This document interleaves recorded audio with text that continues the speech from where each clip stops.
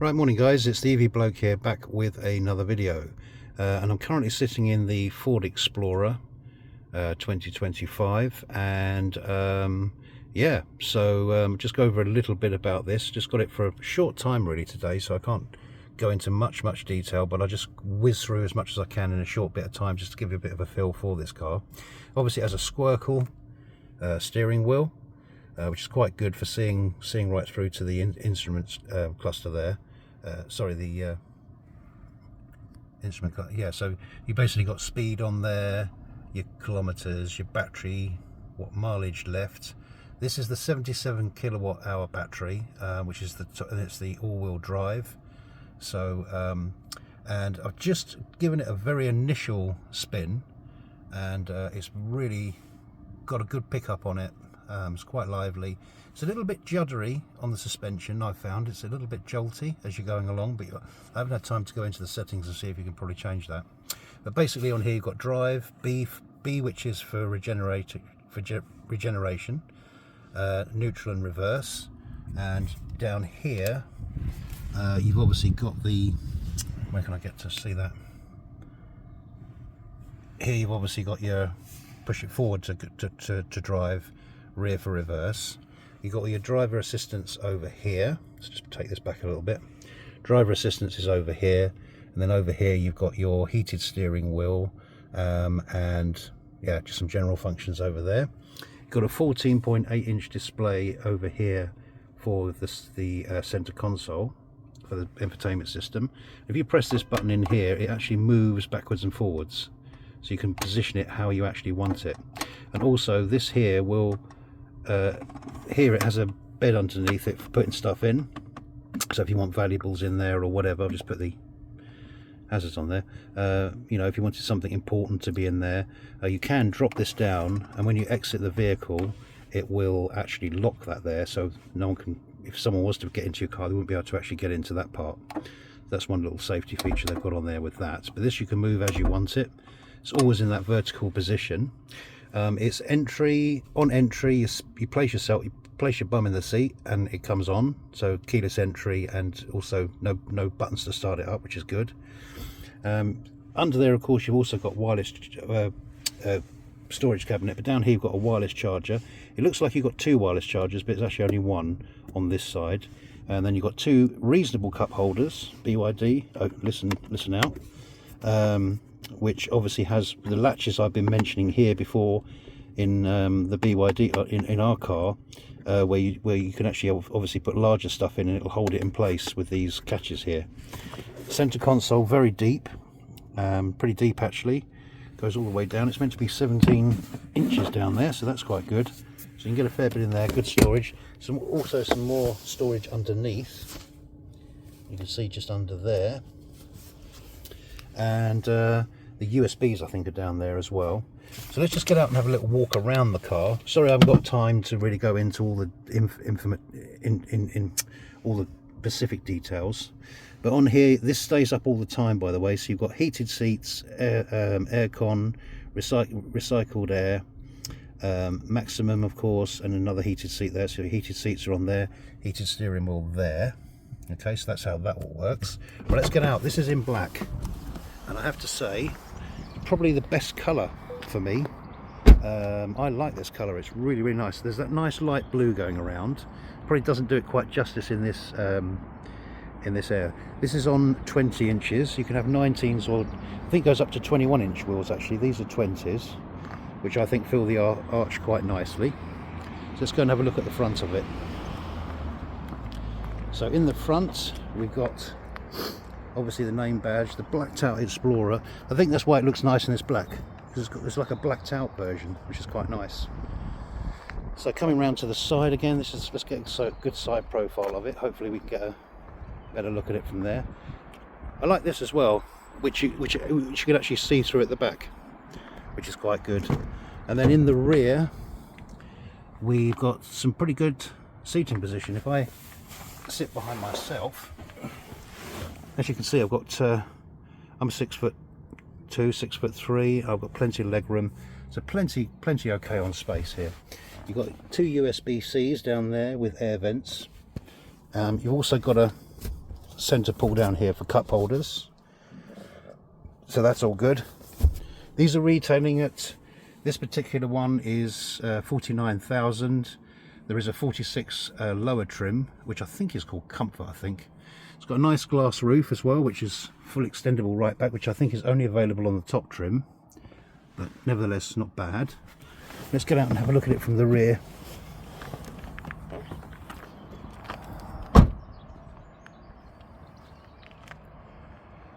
So there we are. So I shall do another follow-up video with some driving impressions, but for the moment I'm just, as I say, just doing this walk around really.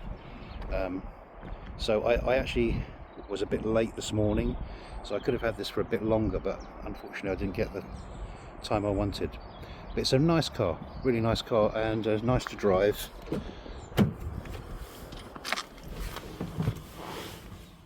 So say as soon as you sit down in the vehicle, put your foot on the brake, it comes up.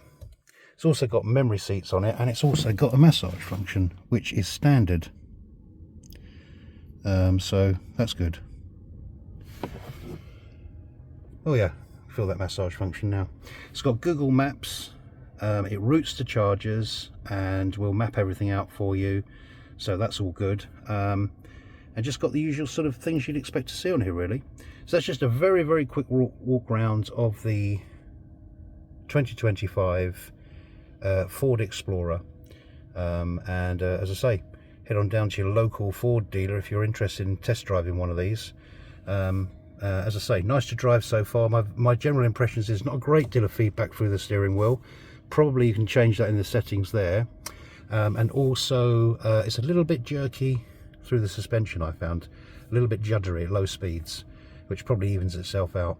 It does come with a kind of Blue Cruise, so a pretty decent motorway assistance where you can change lanes by indication as well and things like that.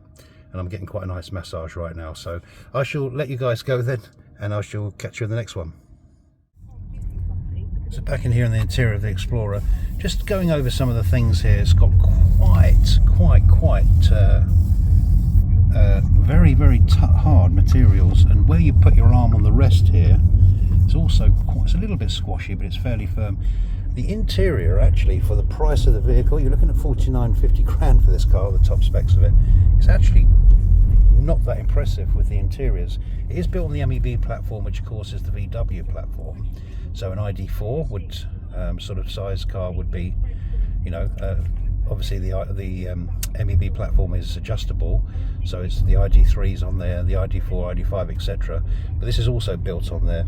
So the design language is obviously Ford. This infotainment system in the centre here is also Ford. But I'm getting the impression maybe the materials are VW. I'm not sure 100%, but I've got that feeling. But it's pretty cheap stuff actually. I've got to be quite honest with you. I'm not that impressed with that. Haven't even managed to find the driving modes in here yet, but anyway, let's just turn that volume down, by the way, before we get copyright or whatever. No music on there anyway. My wife's driving it at the moment, and it's very jerky on acceleration. You go to pull away, we might see it now. See, it just jerks so violently. So I need to go into the settings and see if I can adjust that. It also gives you quite a harsh ride. Now that could be the bigger wheels. Maybe this has the 21s on it and not the 20s. I'm not sure. But I mean, this isn't the best of roads. This road where I live, going along here, a lot of potholes and bits where it's been dug up before. But all said and done, I mean, my Atto 3 drives perfectly along on these. Nice and soft, and as you know, if you've got an Atto 3, you'll know the suspension is pretty good on it. But this gives actually quite a rough ride. So yeah, a couple of things I don't like there on my initial things of it, but they do come quite well spec'd. If you go to the higher spec, obviously you get the glass roof, things like electric tailgate. I mean, sort of things which you can live without a little bit. A bit of a better sound system. You've got this sound bar on all of them, and you've also got massage seats on all of them. You also get this infotainment system as standard on all of them. Heated seats just in the front with the heated steering wheel. That all comes as standard as well. It charges at 150 kilowatts apparently, according to the guy, and you'll get that. You'll be good to go in 28 minutes at that speed. As I say, it's a 77 kilowatt hour battery, and yeah, so meant to have a 0 to 60 of about 5.3 seconds, which I can imagine because it's pretty alert on pull away. But yeah, so that's a very brief and quick video, guys, I must say, of the Ford Explorer, out now and available, of course. Look at the lease deals if you're thinking of possibly leasing one, but do take it out for a test drive first. Take it on the motorway, see how the driver assistance is, because driver assistance is quite a big thing with Ford. They have a thing called Blue Cruise, which I don't think in that name it's available here, but a variant of it. It's called like a driver's pack, which you can get on it, and just get going. And the thing about it is there's quite good sort of level 2 autonomous on it. Yeah, you know, I think it's considerably better than it is on my vehicle anyway. So if that's something that interests you, that could appeal you to this car. But yeah, like I say, all round nice in this black. I have to say, I don't think the camera does it really justice. You have to see it in the flesh, see it in the metal really, to sort of really appreciate that. But I've seen it in the course the blue which it launched with, and you see quite a few out on the road now, the sort of light blue one, which is quite a nice colour. But I actually think this black sets it off, especially with the Black Explorer badge, which is on all of them anyway. But yeah, but it's a good car, I reckon. I think it'd be quite good for road tripping in. 354 miles on the top spec. I think that drops to 280 something, I think, on the lower one, on just the rear wheel drive. So yeah, but there's a few specs there. So if you are interested in this car, head on down to your local Ford and take it for a test drive, really. That's what I can basically say. So see you on the next one, guys.